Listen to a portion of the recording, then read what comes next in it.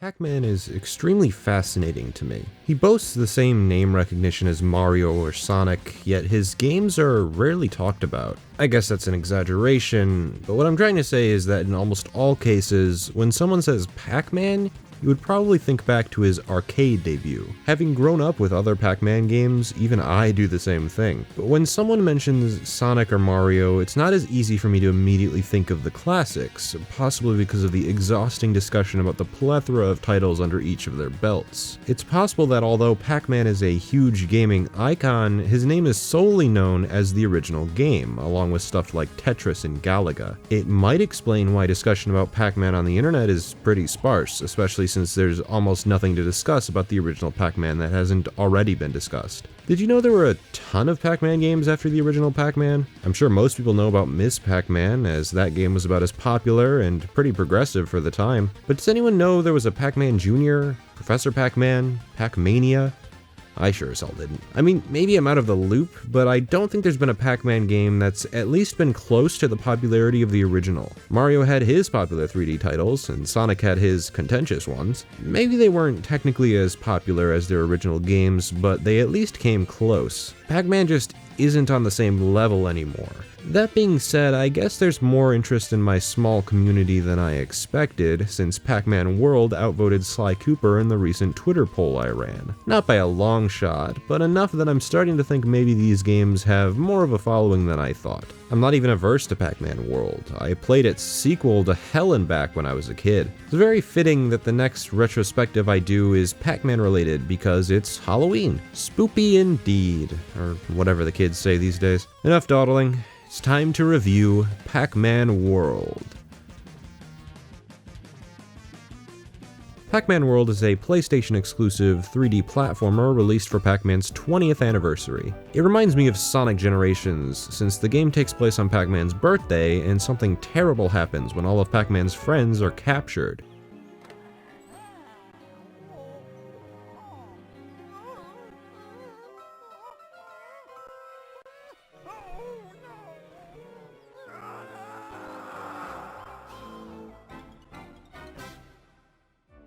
Yeah, that's a nice and cheery way to start the game. Everything about Pac-Man World is a celebration. It has the number 20 on the top of the logo, there's a bunch of Pac-Man paraphernalia on screen, and you can play the original Pac-Man on the title screen. No questions asked, just select Classic and you're ready to go. It's pretty damn great.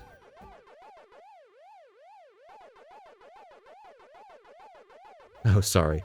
Got a little distracted. Somehow this game is still great years later. It makes me wonder, should Pac-Man have become a 3D platformer? Was it the next logical step for him? It's worrying because Pac-Man is such a simple game, I would imagine it's hard to come up with a way to make that work in 3D. The core essence is to get a high score by avoiding the ghosts, collecting the Pac pellets and fruit, and eating the ghosts. Its simplicity is one of its greatest strengths. You avoid ghosts while collecting Pac pellets, and the draw was to manipulate the path of the ghosts to get the highest score possible without losing your footing and dying to one of the bastards. High scores are something of a relic nowadays. They were designed to keep people spending money at arcade cabinets. Arcades could be seen as a way to get your name out there. If you got the highest score, everyone would be able to see it, and everyone would be trying to beat that high score. There's really no incentive to achieve a high score in a home console game, which we expect to represent a longer, fuller experience to get our money's worth. Pac-Man can work as an evolved formula of the original game. Pac-Man Championship Edition is a great example. It maintains what was so special about the original Pac-Man and attempts to modernize it. You still have to avoid the ghosts, you still have to collect Pac pellets, and you still need to eat the ghosts. However, this time it's a faster-paced, more stylish experience. Pac pellets are placed in predetermined pathways with sleeping ghosts that you pick up to follow behind you in a conga line. The goal is to follow the Pac pellet route, pick up the power pellet, and absolutely obliterate the line of ghosts you've been building up for a mass swell of points. Scores are given somewhat of a meaning with the leaderboards, even if it doesn't compare to the social experience of a real arcade. Everything about Pac-Man Championship Edition is progressive impressive. It takes Pac-Man, translates what was core to the fun of that game, and modernizes it. It's a perfect sequel. There's no question it would have been a great way to evolve the series, but Namco certainly couldn't guarantee it would be successful. Arcades were a thing of the past by the time home consoles were popularized. 3D platformers were the new in. Pac-Man was waning in popularity, and Namco needed an answer to the platformer craving. Thanks to PlayStation Museum, I've learned of a prototype Namco was developing for a 3D Pac-Man called Pac-Man Ghost Zone. Somewhere deep down inside, I'd like to think that Danny Phantom got the name for its Ghost Zone from this failed prototype. I was able to dig up a few quotes from the designers, as well as some footage of the prototype.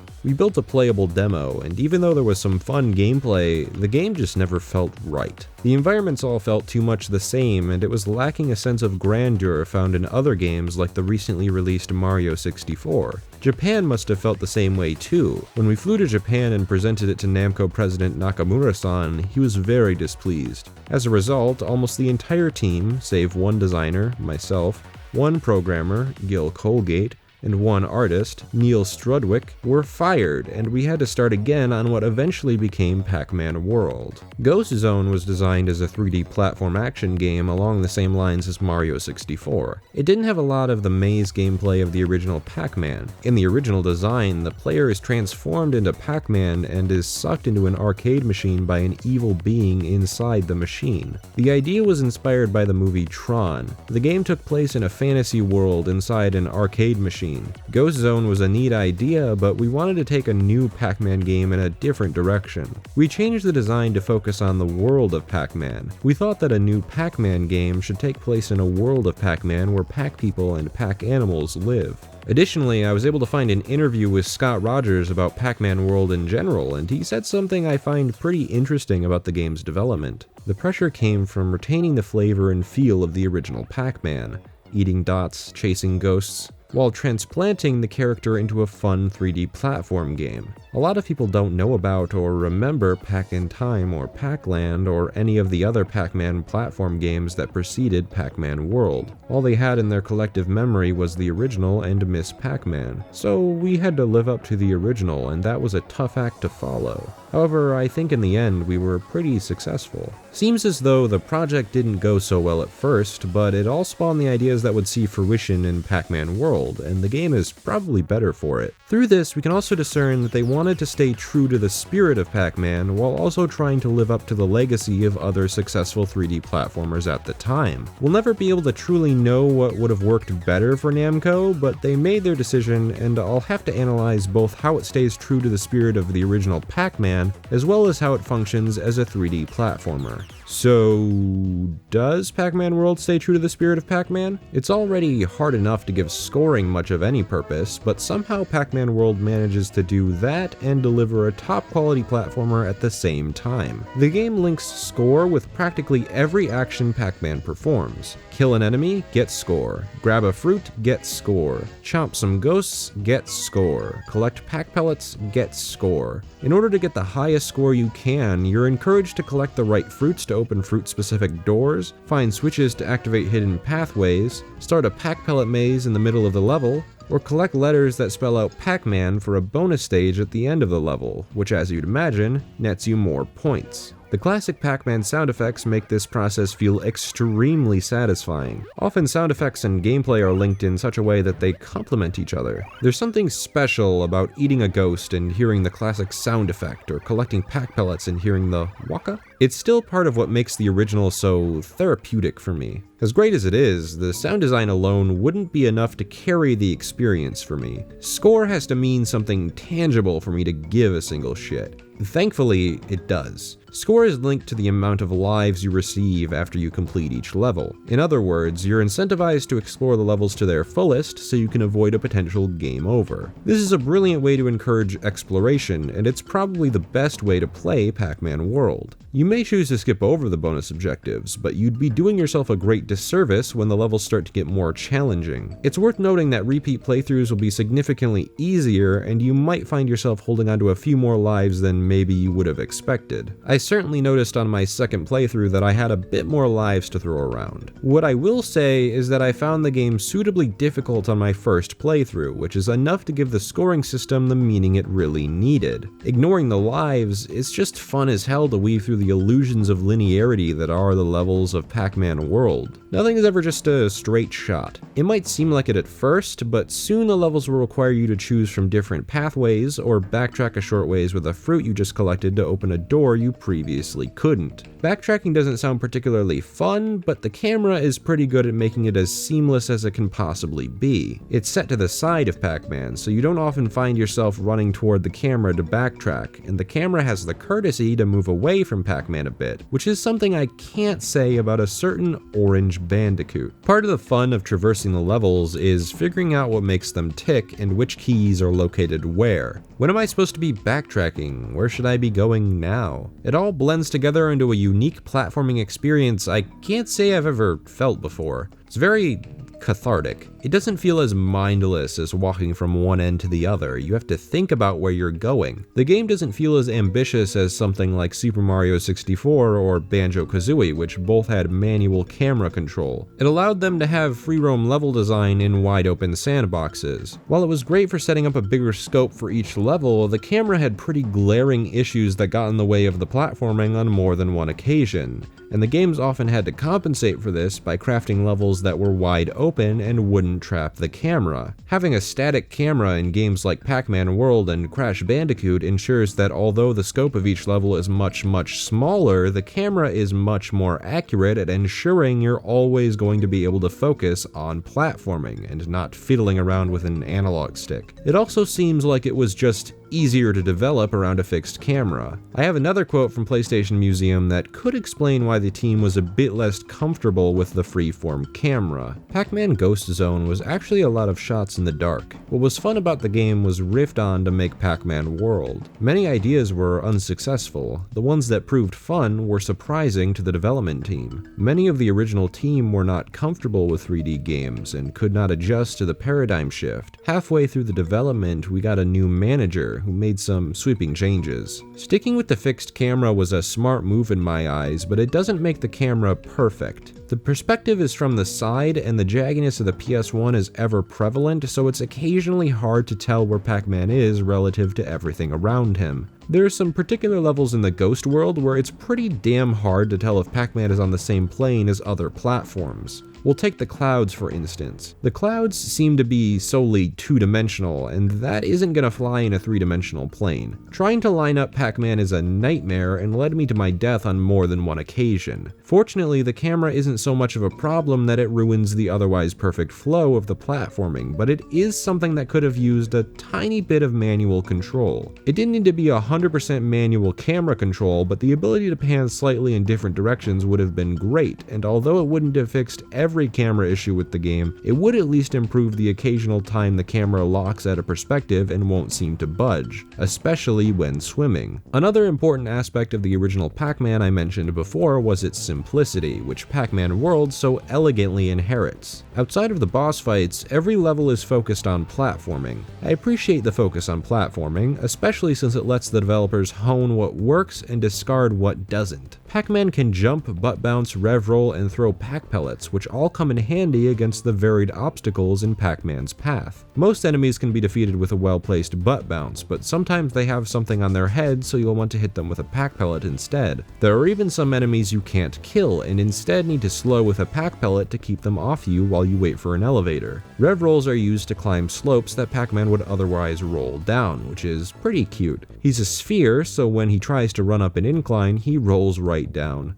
An adorable way to make use of the new 3D space. You can also use the Rev Roll to power movable platforms, often used in timing-based platforming challenges to avoid steam or fire shooting at you. Both Rev Rolling inclines and platforms get more challenging and more complex as the game goes on. I recall a Rev Rolling section where you had to wait until a floating platform was in view before you Rev Rolled, or you'd fly into a bottomless pit. Or something as simple as making the timing challenges much tighter on the movable platforms, giving giving you less leeway. Stuff like this keeps the formula from becoming stale, although the objectives come a bit close. It's pretty easy to identify what the formula is. Start a level, run through it a bit until you reach your first door, collect a fruit later in the level, come back to the door, complete the challenge laid out before you, then proceed with the level. There's a lot of backtracking, as I mentioned before, and even though it handles that much better than Crash, it can feel a tiny bit repetitive sometimes when you're tasked with doing incredibly similar things in different level themes. Eventually, the novelty wears off. Thankfully, the level obstacles that I mentioned before keep changing, and it allows the platforming to feel more organic. Sometimes you need to deal with the cannonballs that are shot in front of you, or traps that can stun you, platforms that rotate so you need to make sure you have enough forward momentum, switches that deactivate lasers but only for a limited amount of time, moving platforms that crush you if you run under them. There's a whole host of awesome shit to deal with in each of these levels, and it all involves one simple task: jumping. It's always a blast to run around collecting points and unraveling the very complex level structures. It helps that it has a pretty solid difficulty curve. Starts out easy and gets progressively harder as you trudge on. New level themes are introduced in tandem with old ones. Old level themes are made harder. New level themes are made harder. Platforming in general gets harder. It's all great. I recall Cannonballs being a bit easy to avoid with their very clear tells involving the cardboard pop-ups, and then the game puts one right before a Rev Roll section to test you and take you off guard. The great part about it is that it gives you just enough time so that if you didn't react, it was your fault. After all, you should have known the tell by then. When you run out of lives, you're booted back to your last save, which is probably going to be after the previous level, since that's the only time you can save. This means you'll have to play the level you were just in over again, which sounds a bit brutal, but it lit a fire under my ass. I couldn't let the game beat me, and that kind of moderate challenge is something I love. It's in the sweet spot where it isn't crushingly difficult, nor is it laughably easy. I know that's a bit of a weird statement coming from the guy who absolutely adores the Souls series, but I also argue that the Souls series isn't as crushingly difficult as some might claim. The point is, for both the Souls series and Pac-Man World, there's just enough challenge to keep me interested in besting the game when the game bests me. The bosses are a bit of an enigma to the otherwise perfect difficulty curve. The first one is so incredibly easy that it's barely even a boss. All you have to do is hit the buttons on the ground and reflect the cannonballs. I appreciate that it tests your button stomping skill at the very least, and it's the first boss, so hey, I'll cut it some slack. The boss following it is widely considered to be one of, if not the hardest boss in the game. Anubis Rex really tests your platforming skill. It's really easy at first, just rev roll some platforms to open his mouth and rev roll into his heart. It gradually ramps up in difficulty with each hit, throwing more and more variables onto you as you damage it. First there are more fireballs, then there's a tornado, then there's a beam of light that follows you around. It can get pretty damn hectic, and what was once a simple rev roll is now a balancing act of trying to avoid a shit ton of projectiles while also rev rolling his mouth open and killing him. When I finally beat him, my palms were sweating. If you ask me, this boss should have been much farther. I would have replaced him with the penultimate boss, Chrome Keeper, who is piss easy. All you need to do is press a bunch of square tiles with your metal power-up and then the boss gets damaged. You have to avoid falling into the middle or you'll sink to the bottom and have to wait, and you also have to avoid the magnets that will keep you stuck for a while if you have the metal ability. Chrome Keeper himself throws the boxes you use to get the metal power-up, but he also throws metal boxes you actively have to avoid, even if they're never fast enough that you'd be taken off guard. You'd think the boss would gradually start getting harder, throwing in more variables like Anubis Rex, or perhaps just speed everything up, make the time limit between button presses more strict, make the magnets zoom around the room, have Chrome Keeper throw the boxes faster, but it doesn't change at all. It's the exact same fight, and it's pretty underwhelming. It'd be less of a blow to the pacing if it was tweaked and placed a little earlier, like in place of Anubis Rex. King really should have been the penultimate boss, since he's hard as shit. It's a classic game of Galaga, or Galaxian, I guess. Honestly, I have no idea what the difference is. They look like the exact same game to me. Whatever, you're in a ship shooting other ships in space. It's a great homage, and I love this boss fight, despite swearing at him a few times. You have to take out 4 of his eyes, which involves spamming the shoot button as fast as humanly possible until your fingers break, and the stages get progressively more difficult for each one of the 4 eyes you take out. It's a fantastic fight, and I had the best sigh of relief after I finally gave him the finger. It would have made a great penultimate boss, but instead it's the 3rd boss, followed by a clown race that's deceptively easy in the aforementioned Chrome Keeper. If you ask me, this is the order I'd make the boss fights, bearing in mind I tweaked Chrome Keeper and Clown Pre to be slightly more difficult. HMS Wimbag, then Chrome Keeper, then Clown Pre, then Anubis Rex, then King Galaxian. The pacing would be a bit more on track this way, although it isn't a huge detriment to the game to have them be so disordered. Most of them are still fun, and the order doesn't bother me as much as the easy boss fights. Something like Chrome Keeper is just boring. The levels themselves are tightly paced. They never seem to overstay their welcome and end right when they should. The only exception I remember is down the tubes. It's really long, it has an obnoxiously long water maze at the end, and the bonus collection, specifically near the end, is pretty unforgiving and tedious. I suppose it doesn't help that I don't absolutely love the swimming sections to begin with. I think Pac-Man swims a bit too slow, and for some reason he swims slower when he's swimming down than when he's swimming up. I don't really think there's any reason for this. I thought maybe it was to prevent a player from swimming too fast into an obstacle they couldn't see coming, but that doesn't make too much sense because the camera usually has trouble panning upwards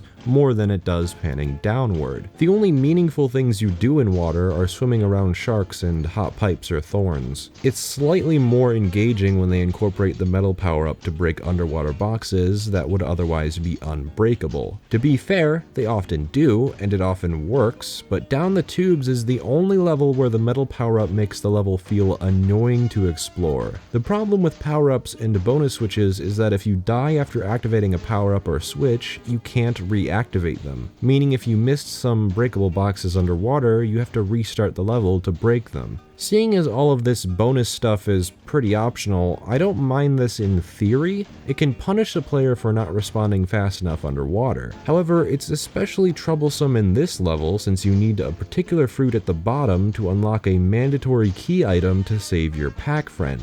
If you happen to die while doing the backtrack chain, you have to restart the level. That kind of design is tedious and usually meant to pad out games, but I'm willing to chalk this up to an oversight because it's thankfully the only time you'd need to put up with it. The other times you can screw up a metal power-up chain is for a few optional bonus objectives. Let's break from the negativity and talk about something I adore about Pac-Man World. Its presentation. Not necessarily graphically, since it's about as standard as any other 3D platformer released on the PlayStation, but in terms of sound and level theming, it's extremely solid. Starting off with a pirate-themed beach level is great, and it's followed by underground temple-like caverns with booby traps and treasure, a space-themed level with lasers and fantastic fucking music. Oh my god. Listen to this music.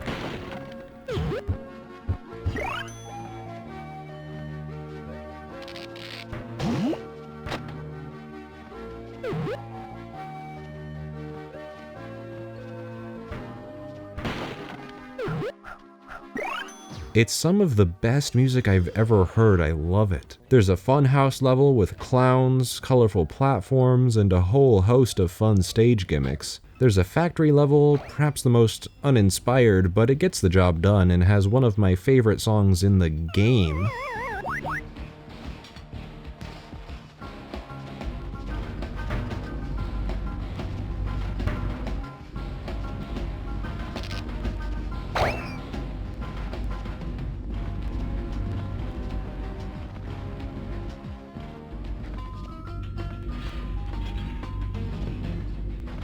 That piano is so orgasmic. Finally, we cap off the adventure with none other than a spooky-themed level, a perfect way to cap off Ghost Island. It's also great to run through during Halloween. Just listen to how perfectly spooky this song is.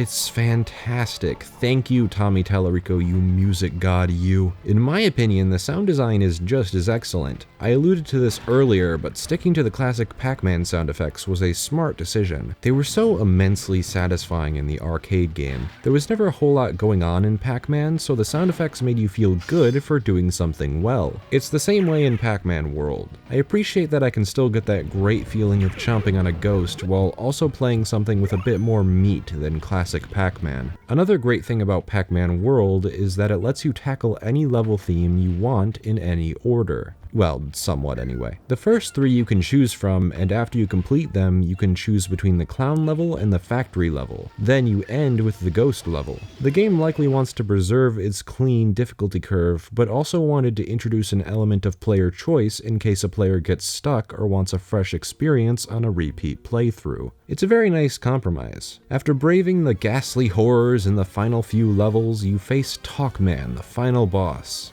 But not without rescuing all of your Pac friends. There's one Pac friend to rescue in each level theme, and being completely honest, it's pretty self-explanatory. I didn't have trouble with a single one, and the only time I came close was with the Pac friend in Down the Pipes, since I missed him my first time, but a simple level refresh did the job. Pac-Man World isn't necessarily a collectathon, so I don't think a checklist was required for each level. However, since the Pac friends are necessary to collect, it kind of baffles me that there's no checklist, because then you'd be able to know for sure if you're missing a Pac friend in a level or if you've missed a key somewhere. Otherwise, you'll have to bumble around in each level looking for a key, and the cage won't always be in the same level. Again, not a huge game breaker, but it is a bit of an annoyance. It's also annoying that the Pac friends couldn't be optional. It's a problem I had with the Chozo artifacts in Metroid Prime. It feels like needless padding, and it could have been a great incentive to explore the levels even further. During the Pac-Man fight, all of your Pac friends give you health if you're struggling, which could have been a great bonus if you went out of your way to find the Pac friends, and they could have been made a bit more difficult to find too. Yet they're made mandatory in order to pad out the length, something I'm against in my video games. On to something positive. I love Pac-Man. I love that he just wants to be Pac-Man, he just wants to be loved.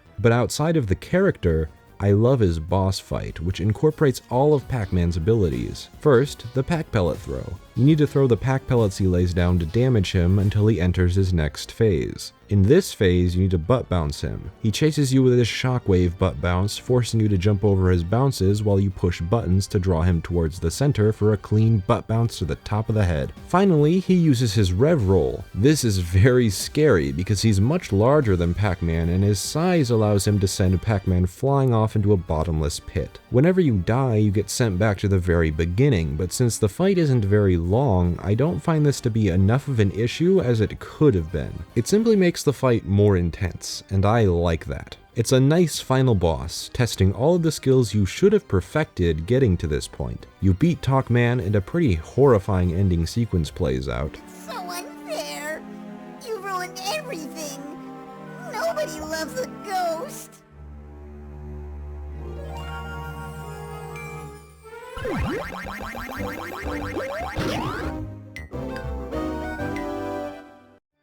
I can never get over this scene. Irwin exclaims how ghosts are always forgotten, and Pac-Man is always the famous one. Then this nightmare-inducing smile is burned into your skull as Pac-Man fucking eats him, and then the game just ends.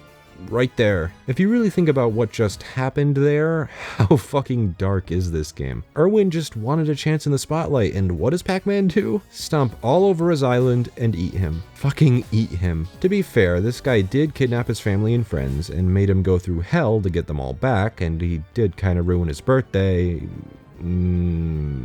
All of a sudden, Pac-Man seems much more justified doing what he did. With that said and done, that completes the quest mode of Pac-Man World, but that isn't the end of it. There are also mazes, which you can unlock in the levels. Each level has one maze, which is unlocked by opening a door that requires a Galaxian. If you play and beat the maze, you unlock it to play again later at the main menu. The mazes are all great, and play exactly like you'd expect classic Pac-Man to play. However, they all incorporate level themes to make the mazes harder, notably by blocking off pathways with damage-dealing obstacles or straight-up movable walls. This adds more complexity to the otherwise simple game of Pac-Man, and the option to marathon each of the mazes once you unlock them all is genius. There's so much to do in this game. If you reach 1,000,000 points, you obtain a master key that unlocks every single fruit door in the game, and that makes a repeat playthrough later down the line all the easier, and is a really cool incentive to explore each level thoroughly to pass the 1,000,000 threshold. Pac-Man World is a great way to introduce Pac-Man to the third dimension. It manages to maintain what made the original so great, while also not being afraid to adapt to a new medium. Everything has a purpose. Score matters because of the life counter